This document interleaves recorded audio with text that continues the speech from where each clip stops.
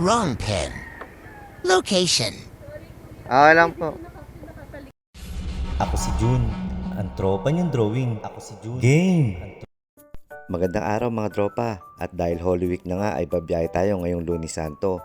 At ito, pinasukan na ako ng aking unang booking. At gaya ng dati ay 2 oras lamang ulit tayo babiyahe. Sana hindi tayo tumalin. At ito, inaccept ko na nga ang booking. At dahil nakapunta na nga ako sa kanyang pick up location ay naihatid ko na siya sa kanyang drop off location dito sa may Mandaluyong, sa may Sierra Madre. At pagkaabot niya nga sa akin ng helmet ay pinasukan na ako ng booking dito sa may bandang Buting. At dahil malapit lang si ma'am ay mabilis ko siyang napuntahan sa kanyang pick up location.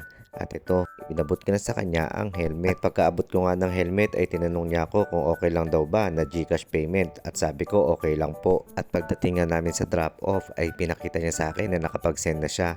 Kaya umalis na rin ako. At ito, nag-antay na rin ako ng ating bagong booking. At buti na lang ay may pumasok habang naka-stop pa ang stoplight. Kaya naman pinuntahan ko agad si Sir dito sa may Sampaguita, sa may Pembo Residences. Malapit lang to sa amin, papunta siya ng McKinley. Kaya ito, inaccept ko na siya at sinakay. At dahil malapit lang siya ay nahihatid ko na dito sa drop off.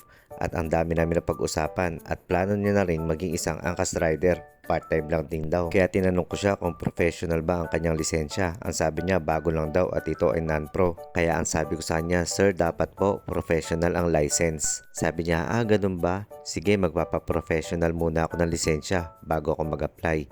Hanggang dito na lang mga tropa. Maraming salamat sa inyong panonood. Araw-araw tayong manalangin. Ride safe!